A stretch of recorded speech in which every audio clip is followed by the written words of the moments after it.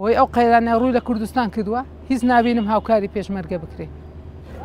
بیستمانە چەک بۆ پێشمەرگە هاتووە بەڵام تا چ ڕادەیەک و لەکوێ تەمرین لەسەر دەکرێت بەڕاستی نازانین.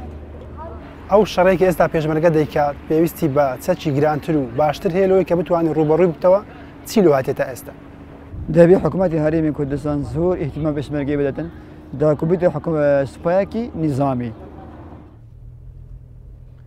لەگەڵ ئەو هەموو قەیرانێک کە ڕووی لە هەرێمی کوردستان کردیا پێشمەرگە بەردەوامە لە شەڕکردن دژ بە تیرۆریستانی داعش لە جیاتی هەموو جیهان و زۆر باسی هاوکاری وڵاتانی تر کرا لە پێشمەرگە ئەو هاوکاریانە چین کە ئێستا هەن و ئایا هاوپەیمانان تانیتیان وەک پێویست پێداویستەکانی پێشمەرگە دابین بکەن و ئایا لۆدانەوێت یارمەتی پێشمەرگە بدەن و مەشقیشیان پێ بکەن با بچین تا کوڵامی ئەو پرسیارانە وەربگرین.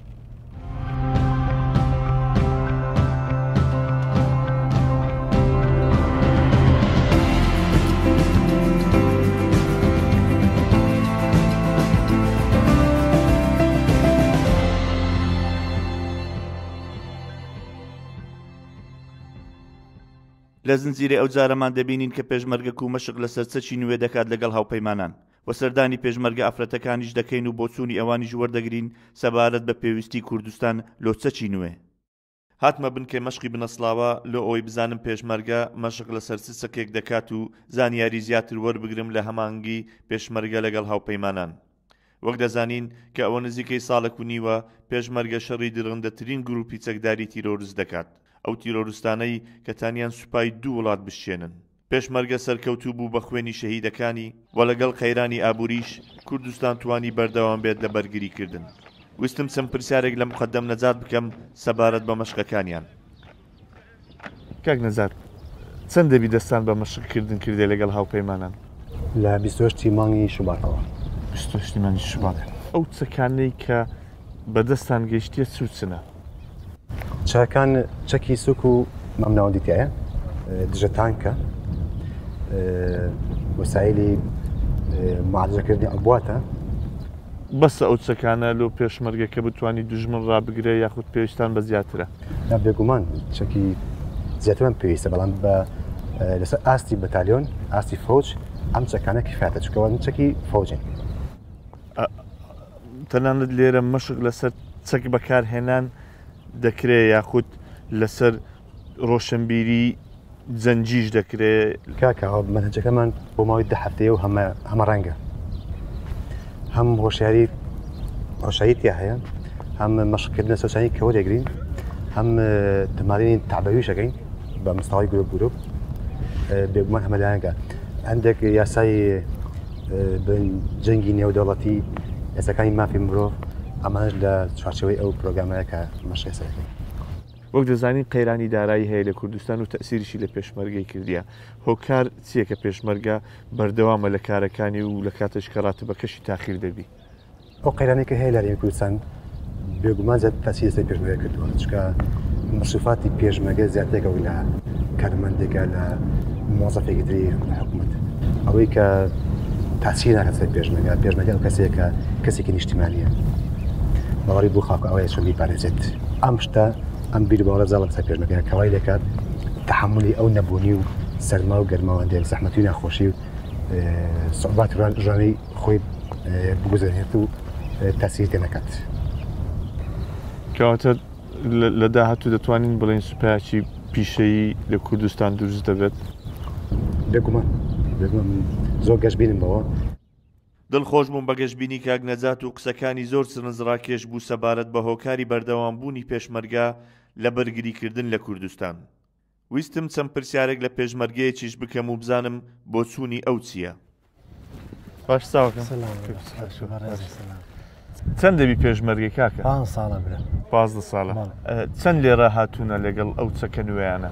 پێشووتر برین چەکەکانی خۆمان احتیاجی بوو بە شێوازێ بەکارمان بەزەم چەکانە دانی سوودێ باشمان لێ بینیوە لەلایەن ئەزیزەتی ئەو ئەمریکانە کە تەدریبمان پێکە ڕانادەکی زۆر مینمان پێکەن زۆر سوودیە بۆمان زۆر ئیسفادەمان لێ کردووە بە تایبەتی ئەم چەکانە پێشکەوتووە چاکترە لە کاتی شەڕە زۆر میمترە.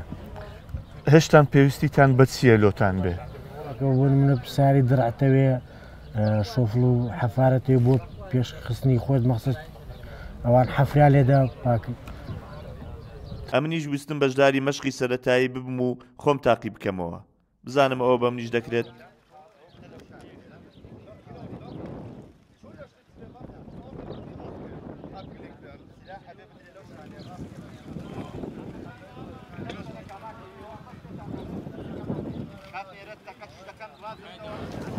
ئەو پیاوی خۆی دەوێ ئەوانێ مەشقیان کردیە ئەوان لەوەی باشن دەستیان خۆشبی. مەشقەکان تەنها ئەوە نەبوون، بەشی بەرزکردنەوەی ڕۆشنبیری جەنگ و تێگەیشتن لە پلانەکانی شەڕیش بوو. چەندین شتی تریش کە بەهۆی نهێنی سەربازی نەمانویست پیشانیان بدەین. ئەو جارە ویستم چەند پرسیارەکیش لە کۆلۆنێل مارکۆس بکەم کە بەڕێوەبەری پەیوەندیەکانە لەلایەن ئەڵمانیەکان کە سەرپەرشتی ئەو مەشقانە دەکەن لێرە. How they receiving the training? For me, it's the first time to be here in Kurdistan, and I've the first experience with the Peshmerga, and I'm very surprised because they are very proud, they are very motivated, and they like to be a Peshmerga, and they like to fight against Daesh and to defend their enemy, their family, and also their hometown. Okay, so why you choose to help Peshmerga and give them weapons? You know, we have a common enemy, and the common enemy is Daesh or the Islamic State. The politicians in the, for example, Western countries decided to work together and to send trainers and to send material so that we can support the Kurdish persons, the Peshmerga, in fighting against Daesh. How do you participate with KRG? Our point of contact is the Ministry of Peshmerga. Together with them, we coordinate the whole training. The Ministry of Peshmerga asked us to do several trainings. We're not only doing infantry training, we are also doing medical training for the battlefield. We are also doing a kind of which kind of law you have on the battlefield, for example, and other things around. And it's a good work with the Ministry of Peshmerga. Is there anything you learned from Peshmerga?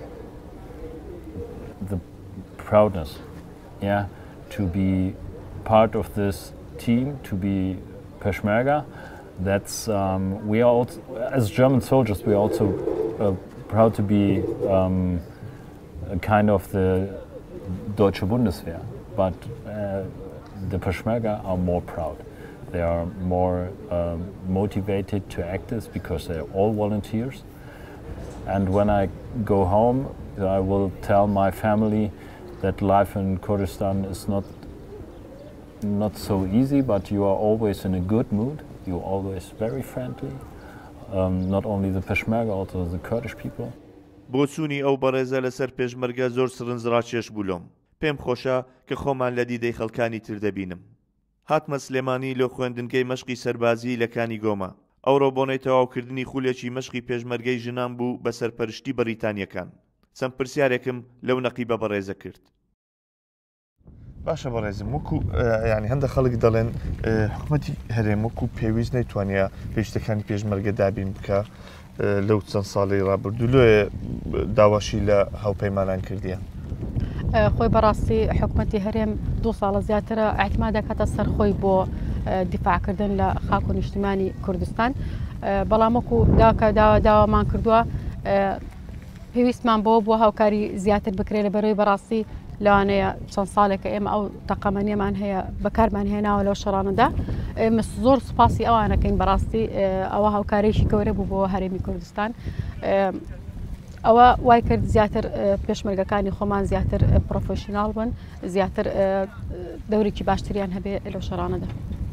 زۆر باشە ئەوانەی کە هەوپەیمانان کردیتیان تاکو ئێستا لە چەک پێدان و مەشقکردن بەسە یان پێویستمان بە زیاتر هەیە؟ زۆر سپاسی ئەوانەکەین بەڕاستی یعنی حەزەکەین ئەگەر ئەوە هاوکاریمان بکەم زیاتر باشترە بۆ هەرێمی کوردستان لەبەرەوەی خۆتەزانی هەرێمی کوردستان بە بەردەوامی لە هەموو لایەکەوە دژمنی زۆرە. باشە هیوادارم سەرکەوتوون. زۆر سپاس. زۆر سپاس بۆ تۆ بەخێربێن سەرچاوم. سوپاسم کرد و هاتمە لای پێشمەرگەیەکی تر کە بریندار ببوو. ویستم هۆکاری برینداربوونەکەی بزانم. خێرە سەلامەتی پێت دەڵێن ئەزیەتت خواردیە؟ ئەرەوەڵا زۆر ئازیێتم خوارد. لە چیوە؟ لە کاتی بازان هەبوو کە خۆم هەڵەیە کەوتم قاچم تۆ ژێر خۆم ترە قاچم دوو دەرزی تێبووە. سەلامەت دەبی و کاتی مەشق کرد؟ بەڵێ لە کاتی مەشقا لە ڕێز سەباحی بەیانیانە لە ساحەیە وام لاتوە. زۆر باشە سەلامەت دەبی هیوادارم چاک بێ و زوو. مەشقەکان چۆن بوو بەگشتی؟ مەشقەکان زۆر جار بەشداری مەشقەکانمان کردووە بەڵام ئەم مەشقە تایبەت بووە. هەتا ڕادێکی زۆریش دەرزمان لێەوە وەرگرتووە هەر لە فریاگوزاری سەرەتاییەکان لە کاتی جەبهەکانە.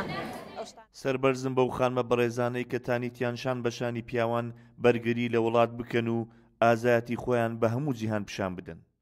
دەبێت پاداشتی ئێمە چی بێت لە ئەو پێشمەرگانەی کە هەوڵ و کۆشیش دەدەن لە ئەوی بتانن باشتر پارێزگاری لە کوردستان و دەستکەوتەکانی بکەن. پێشمەرگەی کوردستان بە ژن و پیاوی نامەی ئاشتین لە سەردەمی شەڕ. ئەوان ئەو پاڵەوانانن کە دژ بەهێزی تاریک وەستاون لە جیاتی هەموو جیهان. و زۆر پێم خۆش بوو کە دیتم پرۆسەی بەرەو پێشسوونی پێشمەرگە بەرەو پێش دەچێت بە هاوکاری هەموو لایەک لە کوردستان و بە هاوکاری هاوپەیمانان کە سوپاسیان دەکەین. وەک سەیە و ئەفسەرە ئەڵمانیم زۆر لاگرنگ بوو کە گوتی ئەوەی ئەمە لە پێشمەرگە فێربووین ئەوەیە کە ئەوان شانازی بە بەرگریکردن لە وڵات دەکەن. بژی پێشمەرگە بەنیازی دیدار.